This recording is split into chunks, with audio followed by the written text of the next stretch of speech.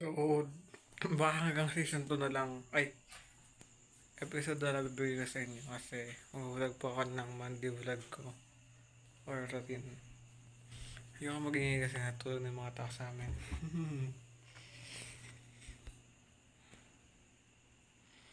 Tad botre kasi. Tapos may kinakausap pa ako. Hindi ko na ba't nagpupwet ako. Hindi ako makapasok bukas. Nakakas na akong bag.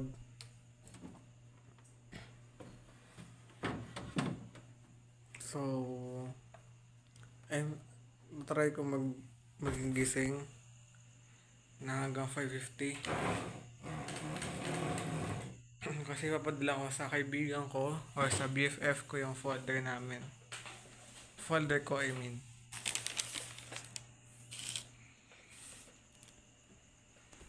Sabi na kasi may kinakausap pa ako eh.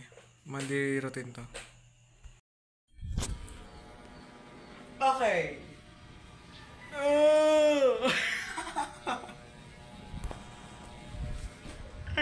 Lagi na to. Oh my goodness.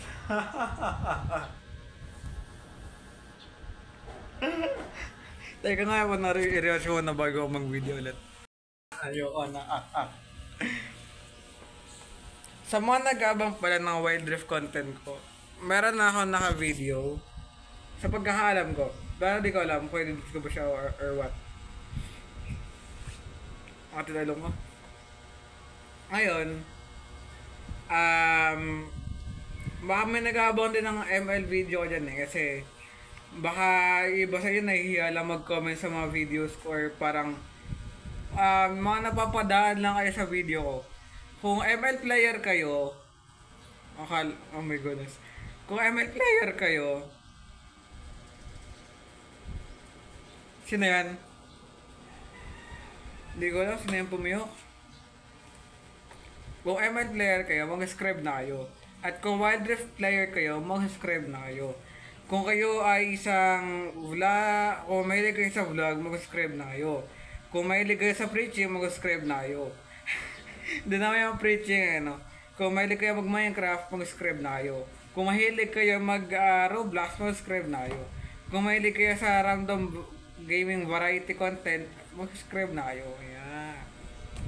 Dapat kayo mag-subscribe sa YouTube channel ko. Kasi alam niyo ba kung bakit? Bukod sa pet niyo may racket, 6 na taon na po ako sa YouTube ngayong October 18. So, si 1xPH ay 6 years old na.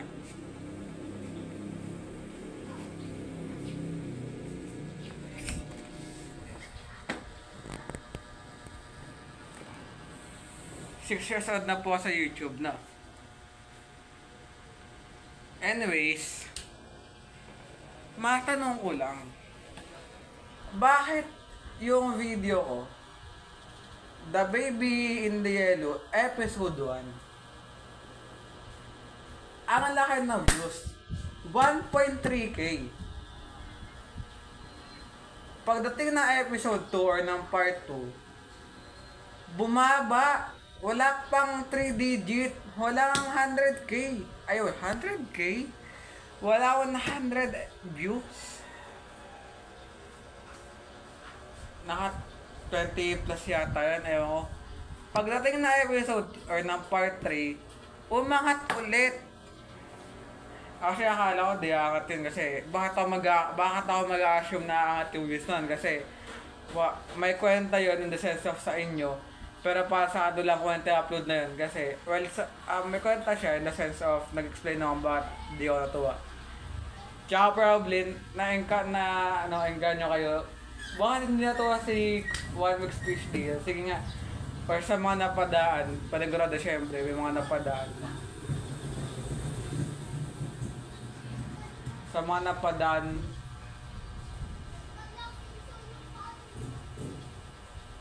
napadaan, sa YouTube ko. So siguro ang nasa isip nila before nila i-pindot yun. Bakit hindi na to yung YouTuber na to sa The Baby in Yellow? Sige nga, panoorin ko nga. Akala nila dahil mahirap eh, no? Hindi yun mahirap. Mahirap kasi hindi ako na-premium.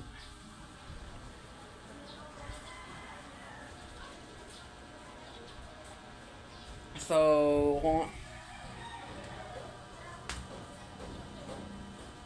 Ayan. Maya. Maliligo muna ako at mamaya gagawa ka ng transition. Actually, ngayon ko lang gagawin itong transition na to na kahit nakaligo kayo, suot ko na to yung jacket na to para lang gumawa ng transition. Kasi pwede ko pa na magamit to yung jacket na to kasi jacket to di naman to damit din, basta yun, gagawin ng transition. So maglalod ako mamaya, tapos after ko maligo may ikukwento or magkukwentuhan tayo.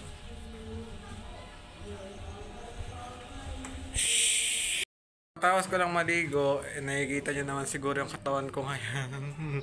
Payatawan tao. Siguro, hanggang ito na yung mapakita ko sa inyo, syempre, yung magpakita lang sa inyo ng grabe. No? So, di pa ako nakakapagdamit, pero, yeah. May mamamaalam na. Mag-outing pa kami. Asaan wala? Ayun.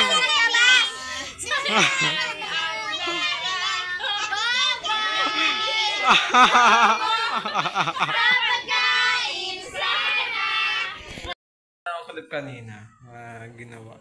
I mean, meron ng lead ng ano. May clip ako kanina na video. Which is, lang isip ako isama ko siya, pero ang ano, siguro kung sakali man hindi ko ito isama. Well, siguro sama ka na lang din kasi nangyari ito eh. Pero bigyan ka ng context kasi probably hindi nyo alam kung ano yung nangyari kanina. So, bigyan kayo ng buong storya. Kung paano ba nangyari yun. So, nangyari yun, nangyari siya hapon. And, nung time na yun, nag-usap kami ng mama, ako, about load, about something, sabihin natin parang in general, parang hindi siya about money pero nag-uusap kami kung ano ba yung, basta wifi load sa polo ko, gano'n. And, actually, kung napasin nyo, nagsabi na ako na mamamaala. Ang pangat ng 10 na mamamaalam no? Parang magpapaalam muna ako sa YouTube. Hindi po dahil sa na-burnout ako.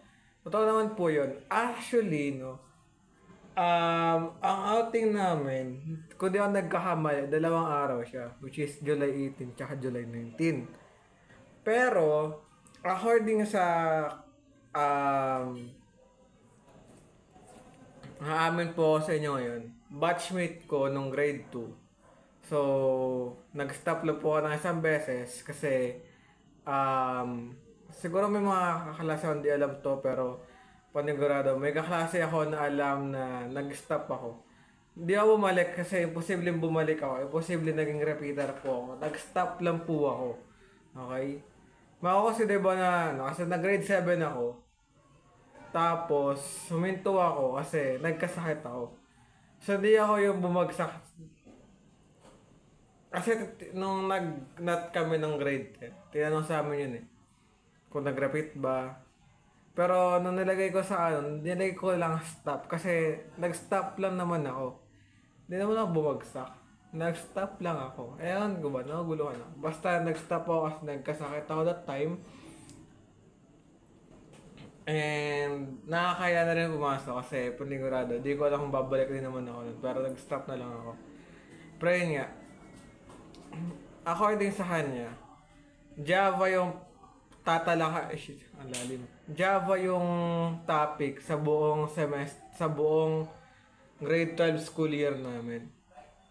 Actually, according sa parang hindi naman daw nila tinitignan overall yung parang general average ng buong school year ng grade 11. So, sana general average ko is 85. Sana lang naman.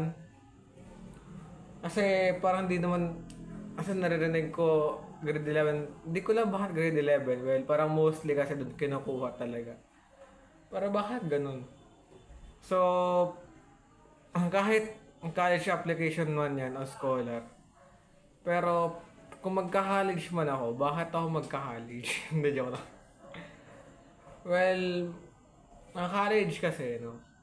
Um, maganda din na mag-college kasi.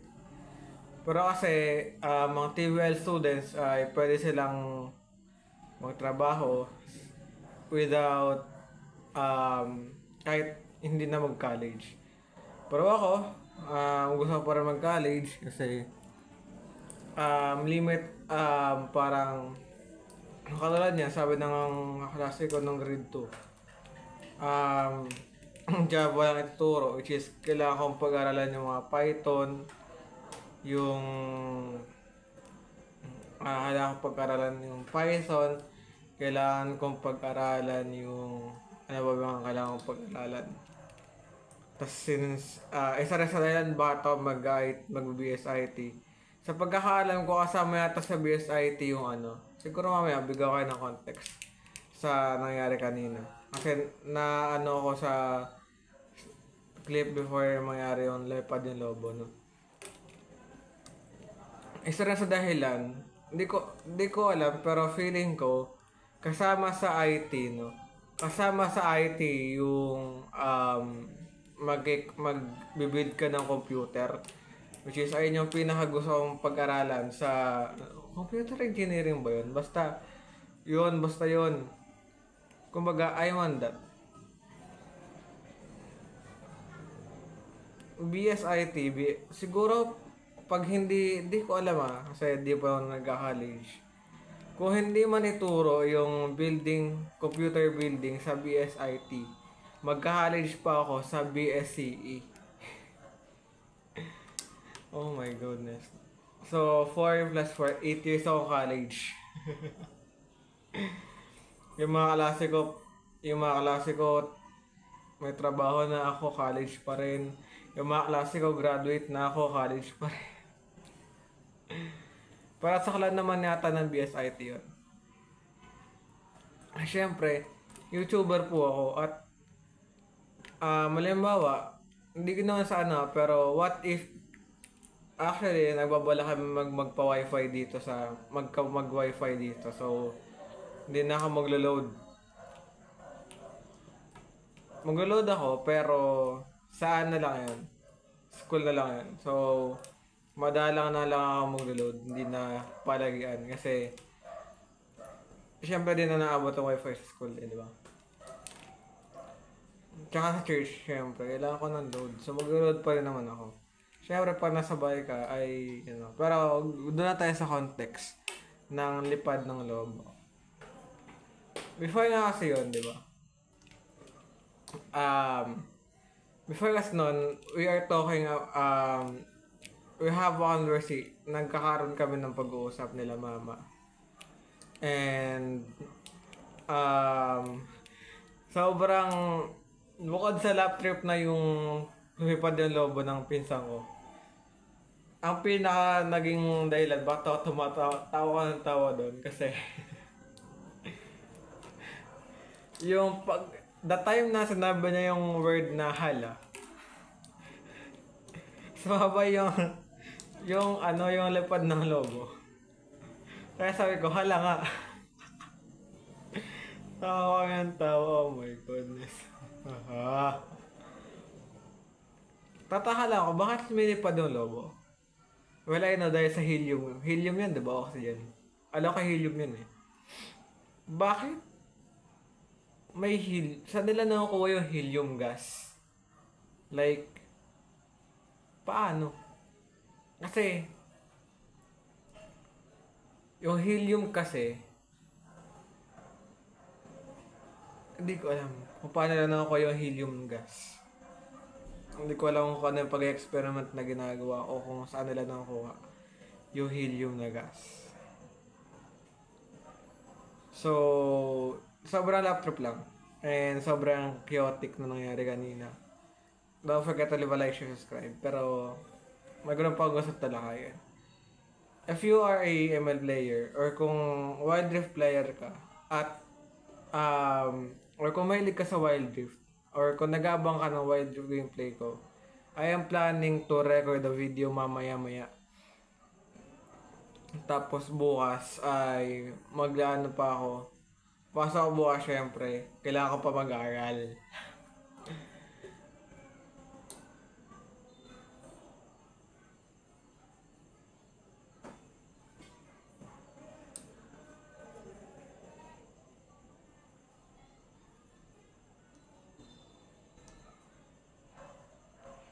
Ang daw tas na ko yung kay Alice Gubo na aral. Aral. Nakakaya na hindi ka nag-aral. Well, the reason niya ay Chinese.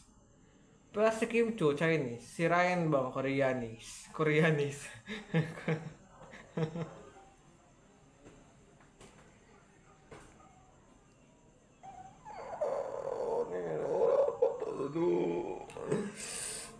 Ito, madami pa yung laki kasama ko. Koreano.